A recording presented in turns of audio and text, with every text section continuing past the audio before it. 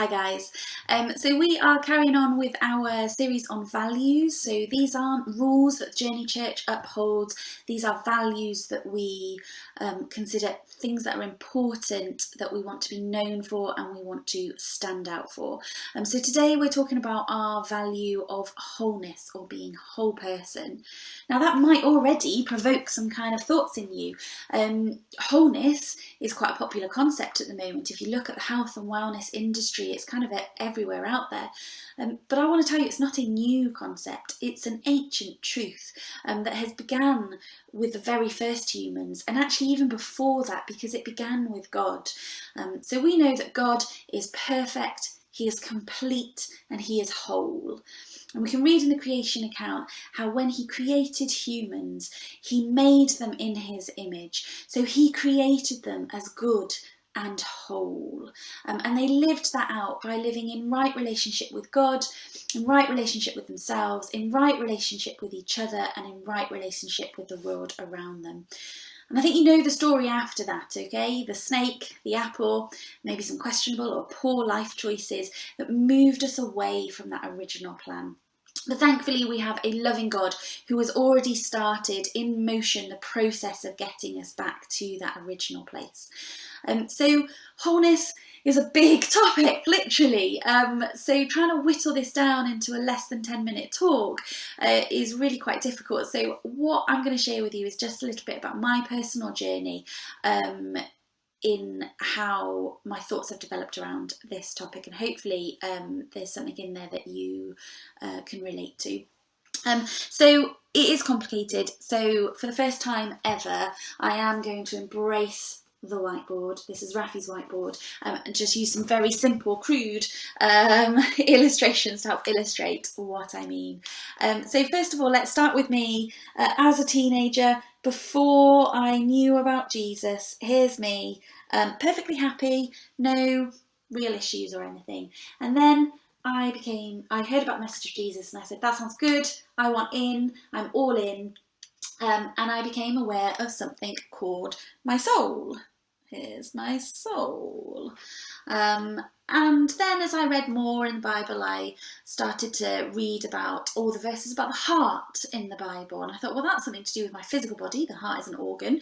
It's also somehow it's related to my spirit, right? My soul, right? So here's my heart. And then there's talk about the inner man or the spirit. I don't know if you've ever heard about that being described as like your inner man, your gut instinct, possibly. So here's my little inner spirit man. You see him, tiny little stick man. And then my mind, and I've read all the verses, being transformed by the renewing of my mind. Now, there's nothing inherently wrong with any of these ideas. This is being a whole person. But even in thinking about ourselves as a whole person, what I'd already started to do is actually segment myself into these little jigsaw pieces that fit together. And if I get that right, I'm going to be a whole person. And what sort of happened was subconsciously this started to impact the way I related to my world, the world around me. So I started to consider things as good, particularly for my mind, my spirit and my soul particularly. So these are things like reading the Bible, praying, going to church, talking about Jesus. There were things that were less good. So things like binging box sets, perhaps not using my time wisely, or not filling my mind with only things that are pure and lovely and good. And then there were things that were downright bad. So jealousy, gossiping, things that damaged my heart, they damaged my soul, they damaged my spirit. And I created this kind of hierarchy of which things were most important and which ones I needed to prioritise. And as long as I was spending plenty of time up here, things would tick along okay. When I started to spend too much time down here, not only did I feel physically unwell, but I also started to feel guilt and shame and condemnation. And that affected the way I saw myself, which affected the way I interacted with people. It affected the way I interacted with God, and it definitely distorted the view I had of God and how I thought God thought about me. So I started to look a bit more into kind of whole person and wholeness, and what does the Bible actually say about this? And there's two major concepts which I think can help us. The first is the concept of sozo. So sozo is a Greek word. It literally means he saves, so it's often translated as salvation, but it also means heals, and it also means to bring wholeness. And sometimes it's translated as salvation, and sometimes it's translated as healing. So if we start viewing what Jesus did on the cross, our salvation, in its fullness of our saving, our healing, and our bringing into wholeness, we start to get a slightly different view of things. And if we look at the healing accounts of Jesus, when Jesus, we know he was famous for healing. There's countless stories of it. Yes, there's lots of physical healings. There's also lots of other types of healings and other interpretations of those stories. So we've got the physical healings, the paralysed man who walked again. We've got some spiritual healings. So Saul on the road to Damascus, whose eyes were opened and he saw truth. We've got some mental and emotional healings, the demons who were driven out of the tormented villagers. And we've got some relational healing stories. The story of the woman at the well or the woman with the blood issue are both relational healings. So if we go back to our stick man, like I said, this isn't inherently wrong, it's just a bit of a jigsaw. And if I view myself, I find this as an image a little bit easier. So here's me again, my physical body. And then with Jesus in my life, here is Jesus in me, in my life. I don't know, does that come across? Okay, so instead of being this jigsaw, I am a whole person. And Jesus died for all of this. On the cross, all of this was affected. So this hierarchy doesn't really matter anymore because the gospel touches all of these areas. And God cares about all of these areas. So in 2 Corinthians 3, it talks about being made more into the image of Christ, the image of Jesus. And who was Jesus?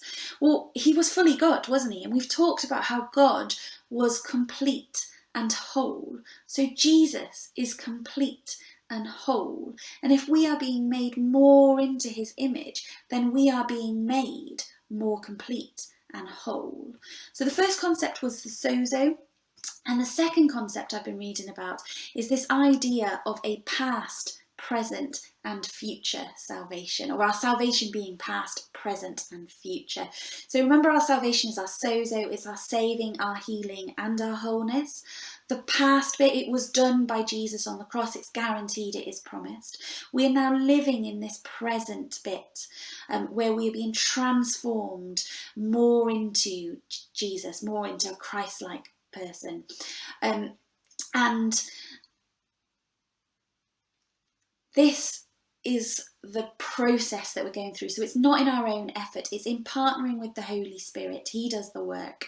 And it's saying, yes, Jesus, you died for all parts of me, and now I want to choose you first in all parts. So I choose you first in my spiritual health, in my physical health, in my emotional health, in my mental health.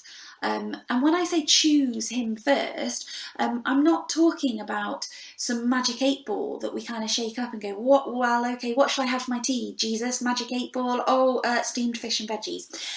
No, I'm saying we put Jesus first and we say, you're in charge of all these areas because we know that we know you're bringing all these areas into wholeness. And in our relationship with him, we receive our wisdom and our instruction in how to actually put him first and what choices to make day after day, time after time, in every situation and in every circumstance. And we do that by spending time with Jesus, reading, praying, contemplating, by spending time with other people who encourage us and hold us accountable and can speak into our lives. And that's the present sozo that we're experiencing. And then there's this concept of the future sozo. So in Philippians, it talks about how God will complete the good work he has started in us. He will complete that transformation into a Christ-like person. And so ultimately, that's the end of our redemption story that I talked about at the start, God's plan in bringing us back when we are whole people. Can you see that? Yeah. Oh, with the arms. definitely whole. Whole people, in community with each other, in a whole earth. And so that's what I think being a whole person and wholeness is about. I hope that makes sense to you. Dan is going to follow up with a slightly more practical talk on what that looks like and how we do that and what it means. But hopefully this gives you a good grid for what we mean.